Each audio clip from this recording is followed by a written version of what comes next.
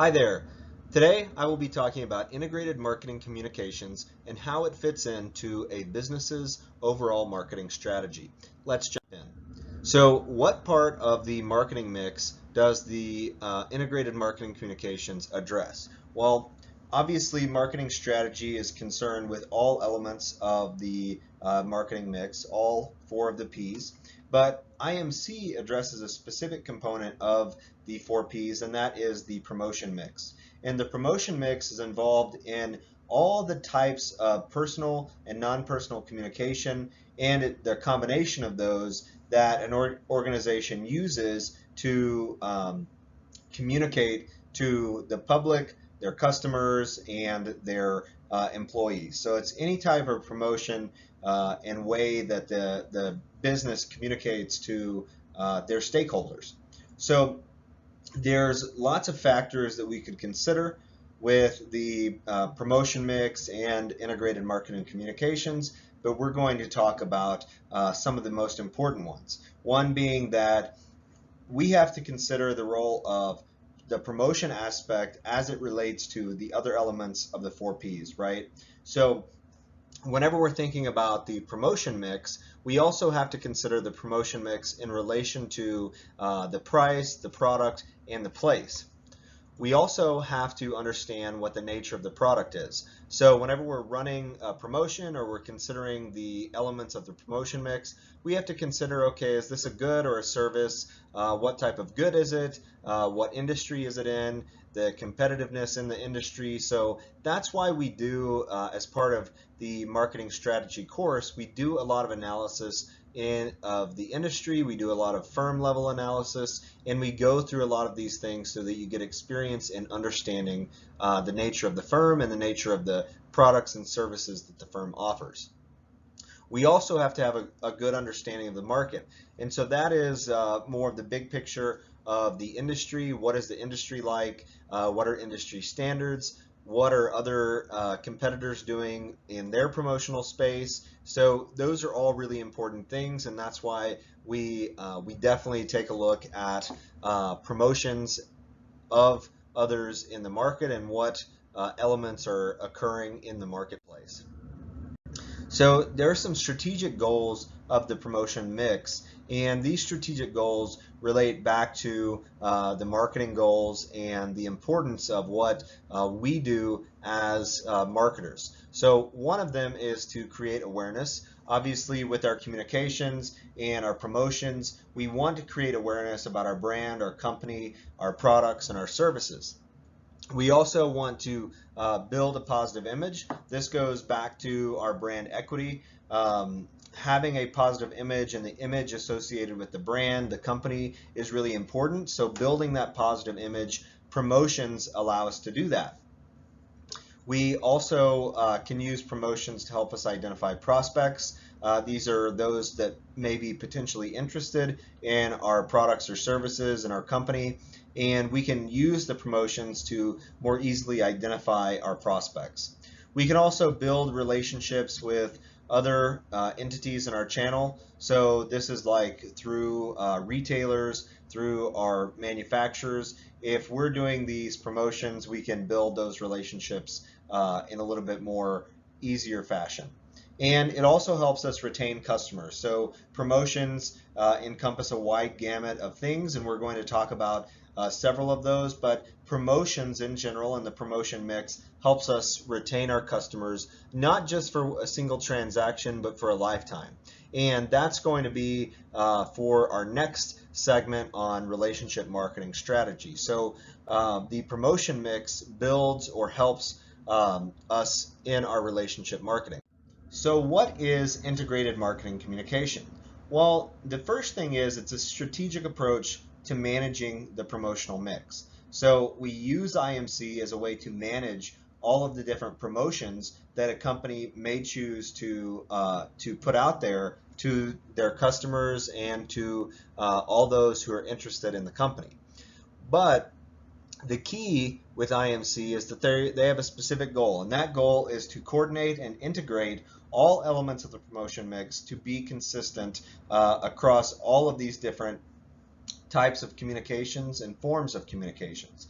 Because right? We could think that we may have a potential to have different messages in social media. We could also have potentially a different message that would go on television versus print. Well, with IMC, the idea is that across all of these different types of communications, social media, billboards, radio, whatever, that it's coordinated, it's integrated, and it's consistent across all of these different types of promotional efforts that the company is putting out. And with that, IMC seeks to manage all of the brand or company contacts that are contacting existing and potential customers.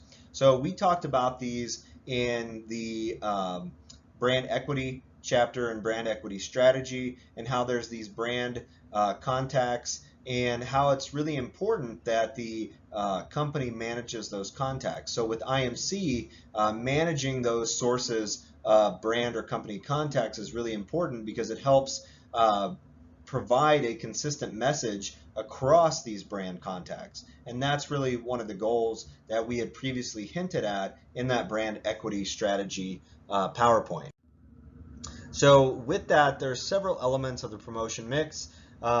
There's a lot that are involved here that we could talk about: sales, promotions, advertising we're all pretty much familiar with. Some that you may not be as familiar with is like trade shows or special events. These definitely happen in the B2B side a whole lot.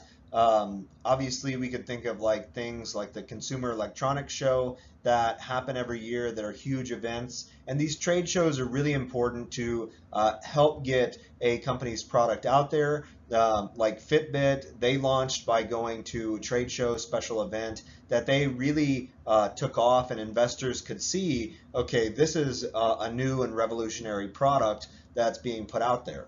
So a lot of times, while we may not necessarily think of trade shows and special events, they're definitely important for companies early on in their in different stages of their business. But what we're going to talk about today is advertising, sales, promotions, public relations, and direct marketing, plus a little bit of personal selling, but we won't get too deep into this because we'll be talking about more personal selling in the relationship marketing lecture which follows this chapter. So with advertising, most of us may be familiar with this, but this class, because the class is marketing strategy, we don't take a super deep dive into advertising and all the different tactics. There's definitely other classes that you could take, but really the idea of advertising that it's any paid form of non-personal communication about the organization, its products, and the activities that the organization is involved in. And this is typically transmitted through a mass medium, so you can think of like the television, you could think of billboards, radio, newspaper, any of those type of things. So a lot of these are mentioned here. We also have mobile advertisements, display advertisements, outdoor advertisements, many different ways that advertising can come about. And really, advertising is a promotion tactic. So while there's a whole degree program that focuses on advertising, we just focus on how we can use advertising as a strategic tool for us to remain more competitive and achieve superior financial performance. So the idea with advertising is there's these views that say advertising contributes to the economic health of a firm, meaning that the more advertising that a company does, the idea is that the company will make more money. So just turn on the advertising and we'll make more money. But the idea with this is the generalist is with advertising, you get sales, profits, and a hefty return on investment. Whereas the specialist viewpoint is they want to understand the specific effects of different ads or ad campaigns, and they want to measure those. So that's more of like the researcher side. And with that today, especially with social media, we can use the specialist viewpoint to our advantage because we can see those metrics. We can see cost per click. We can see lots of different metrics that will help us. And if you wanted to learn more about that, digital marketing at Texas Tech is a perfect class for you to understand some of these aspects a little bit better. There's also the middle viewpoint that sees advertising as a competitive weapon. And so they use advertising in a way that is beneficial, and they use it only when it's beneficial, not just as like, okay, we think that because advertising is good, we're just going to continue to do more advertising and profits and sales will come along just from the more advertising we do. No, in the middle viewpoint, we're using advertising in specific targeted ways to use this as a competitive weapon against our competitors. And so the ultimate objective, regardless of these viewpoints, is to make sales and profits. So obviously we have all this advertising spending that we could do, but if we're not making sales and profits at the end of the day, then there's really no point to shell out a ton of money on advertising unless it's going to be successful. So there are some tactical decisions involved in advertising. We obviously have to determine the size of our budget. With this is kind of related to pretty much anything in our decision toolkit, is we have to decide our budget, what we can afford. And advertising is no different. We also have to understand and make a decision on how we're going to allocate that budget. So I showed you all those different ways that advertising could come about. Maybe you want to allocate 90% of your advertising on social media advertising, and 10% you want to do through like Google search engine advertising. There's nothing wrong with that, but you have to make those decisions. So we could base those decisions on our general strategies, our objectives, and the plans that we lay out. Our strategic marketing plan would be a great way that we could try to understand these tactical decisions and make those in light of the plan that we have in place. And from this, we have to understand what our campaign is.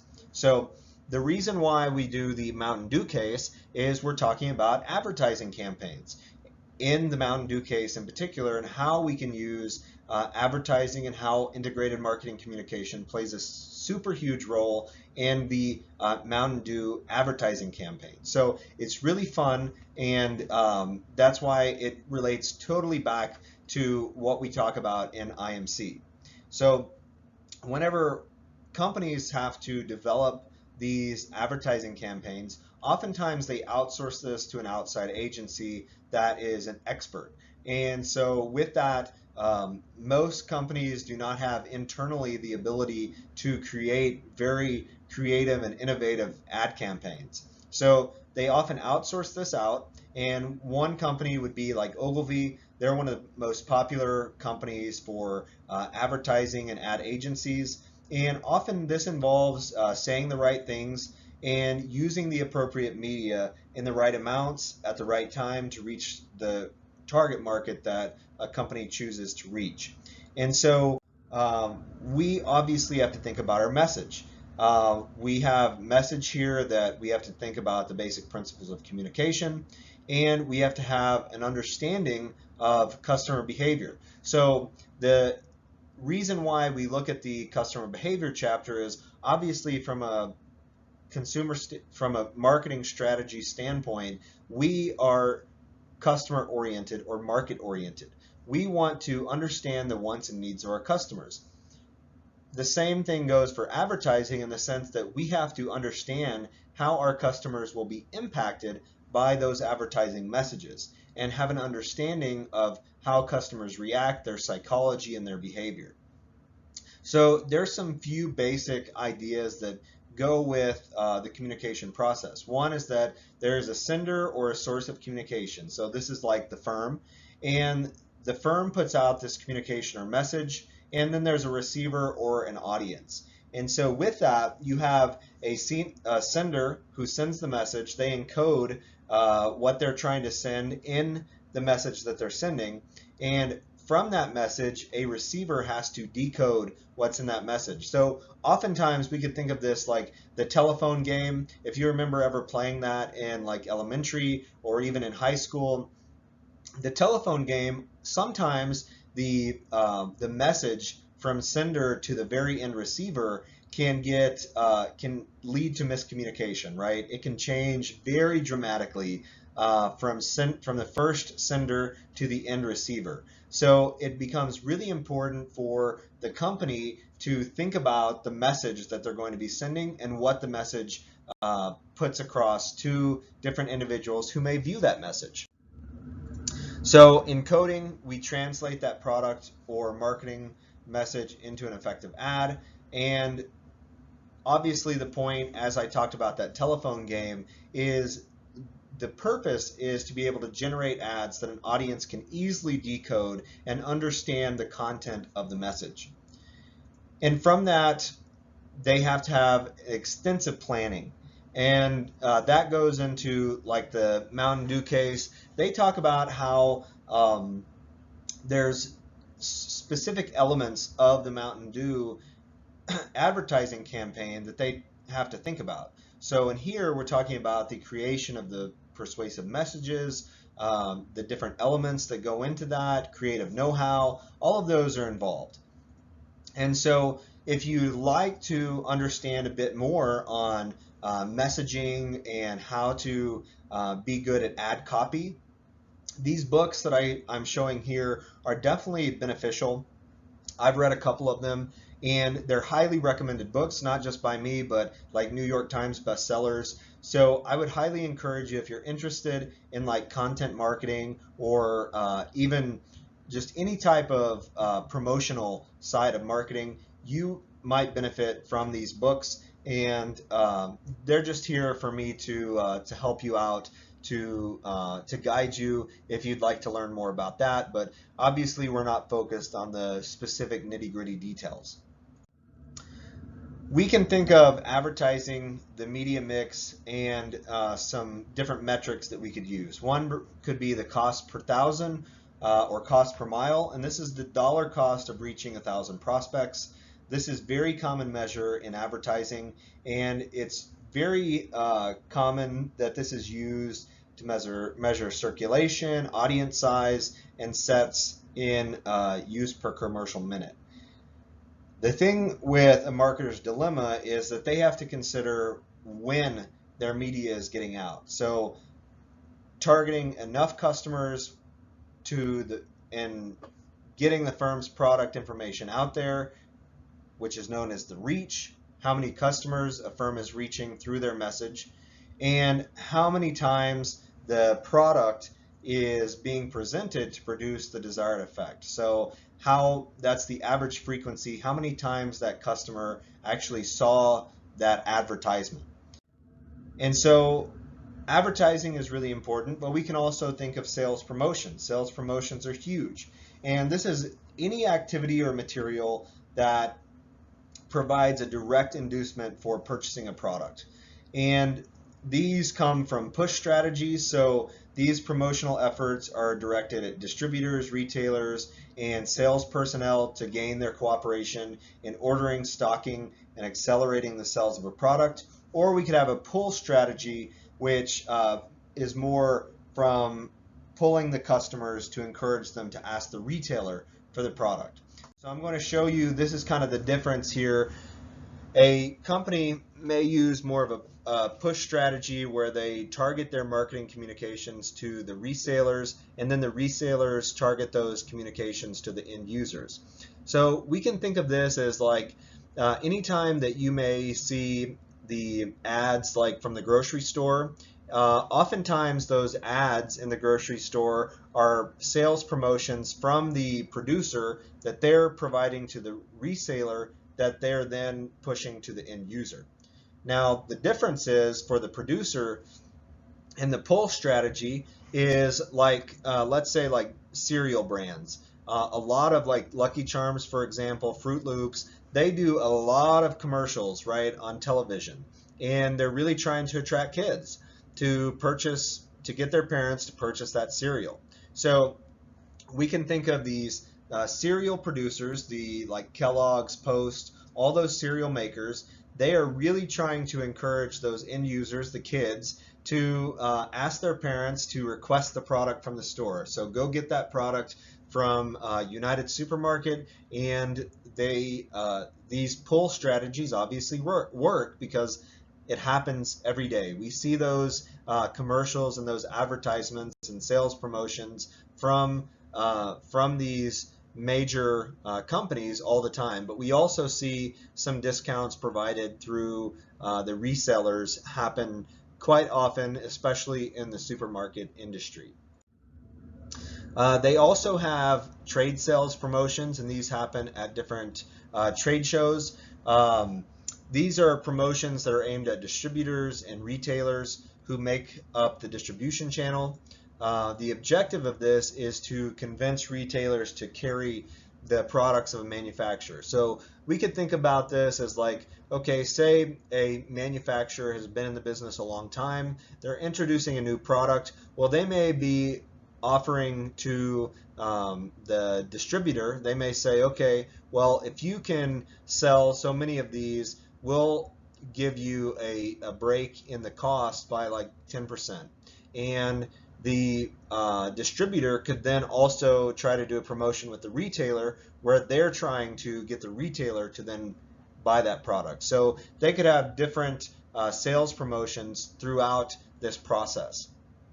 They also may want to do this to reduce their inventory. So oftentimes this may be like the end of the year, they're trying to get rid of inventory, and they offer some type of promotion to reduce that inventory. It also helps support any type of advertising and consumer sales promotions, and then encourage more favorable shelf space for selling their product. And with that, it can serve as a reward for their past sales efforts. So with consumer promotions, this is different from the trade or the sales promotions. The idea with consumer promotions is they're trying to get a consumer to buy the product or try the product. And they may offer promotions for brand loyalty and encourage the consumer also to trade up or purchase larger sizes. So this could be like through a bundling promotion that they do. And we may also try to stimulate repeat purchases. So we'll give you 10% off on your next purchase. I had some great presentations from last semester in the spring, and some of the students, they brought into the class the discussion of how Domino's Pizza, they oftentimes do a lot of sales promotions to stimulate those repeat purchases. So Domino's is a big company that they definitely do a lot of consumer promotions. They also do promotions to gain reactions to different competitor efforts. So this could be like different companies really trying to gauge the interest in their product and try to remain competitive when a competitor launches a similar product. And then finally, a company may want to do consumer promotions to reinforce or serve as a complement to their advertising and personal selling.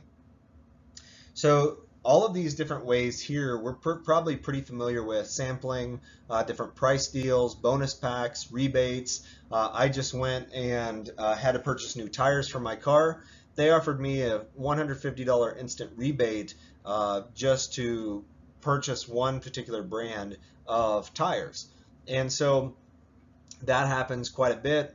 Oftentimes we see that in electronics as well. It used to be very common whenever you were making like a laptop purchase, especially like on a Black Friday, they would offer those rebates for you to get. We also can think of promotions through the sweepstakes or contests, and then premiums or coupons are also very common in this space. There are some cons of using sales promotions, and with this, you have an inability to generate that long-term relationship or commitment to a brand. And oftentimes, you have the inability to change the declining sales of a product.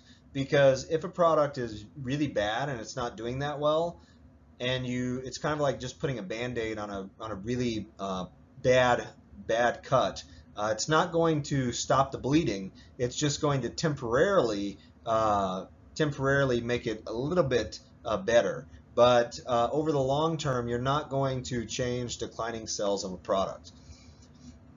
And you also have an inability to convince buyers to purchase an unacceptable product. So say, for example, your product is just really terrible, it doesn't function as it's supposed to, as the claims you make. You're not going to convince buyers to purchase it, even if you offer 10, 20, 30, 40% off. That's just not how it works, right? Customers are unwilling to purchase products that are of unacceptable quality. And one of the things that we could also mention from this is it's not going to make up for your advertising or your sales support for a product. And with that, if you start offering a whole bunch of sales promotions, like for example, JCPenney's is a really common company that they always were offering sales promotion after sales promotion. It was like every time you went into the store, it would be, okay, you expect to get 25 to 50% off. Well, whenever you stop doing the sales promotion, which they tried to do, customers were not happy. They expected whenever they went in that they had coupons and that they could use them. So now JCPenney has went back to offering their same coupons, and JCPenney is struggling as a company. So you can't use sales promotion as a constant effort to try to generate sales and profitability for your company. We also have public relations, and public relations is another form of communication.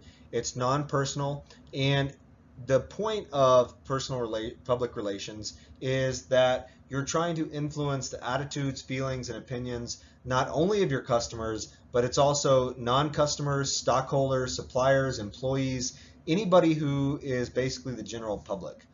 And with that, you may be familiar like at press conferences, TV appearances, news appearances by a company. Maybe if they've had we could think of like food, where they've had like foodborne illness outbreaks, like Chipotle. They've had to do a lot of public relations over the past few years to really garner support for some things that they did wrong, which was they had some foodborne illness outbreaks with their food.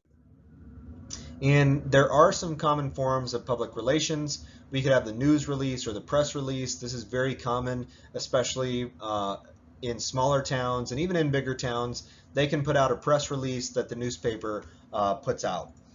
We could also have a news conference, which is what I just mentioned. You may also use public relations through sponsorship. So they may sponsor like the Lubbock Ballet, or they may sponsor NASCAR, could be an example. Or even like we may think of like the most recent example of, I think it was a soccer player that they kind of snubbed Coke. This happened just a couple of days ago in mid-June, that the soccer player, they removed the Coke bottle from the table. It was kind of like Coca-Cola was being promoted. And with that, Coca-Cola lost a lot of money in their stock price. So it's very interesting how sponsorships can make a difference. And then we could also have public service announcements. And public service announcements are typically from nonprofit organizations that they're trying to use the media to provide time for them to advertise to potential contributors or donors. We also have direct marketing. And direct marketing you're probably very familiar with because it has to do with direct mail, online and mobile marketing, catalogs, telemarketing, all of those different things. And these are more of the digital marketing side. MailChimp, I've talked about them before. They send emails directly to customers. You can customize it with the customer's name and information. Constant Contact and ClickSend, those are Constant Contact is similar to MailChimp in that it will send emails, and ClickSend is very helpful if you have your customer's mobile number, because you can send them text message and it's really cheap. It's like 1 cent to send a text message to your customers, and you can customize that with like their first name, last name, and do a lot of interesting stuff for very inexpensive. So direct marketing is great. but obviously with like MailChimp and ClickSend and all of these like email or text message, they can opt out of your communication. And so that is a potential problem because it can go to spam, right? Even on newer iPhones, you have like an other folder that you don't have to see those messages if you don't want to. And then finally, we have personal selling. And personal selling is that face-to-face communication with the buyers to talk with them about purchasing a product. Personal selling happens a lot on the B2B side, but we also have many instances where that happens on the business to consumer side, which is like buying a car would be a really good example. And with that, this kind of leads us into our next lecture on relationship marketing, because personal selling is a component of our relationship marketing strategy, and relationship marketing is really key when in the personal selling aspect, because sales agents, they want to establish those relationships with their customers. So if you have any questions on integrated marketing communication and the promotion mix, please feel free to email me at kt.manus@ttu.edu. Thanks. Bye-bye.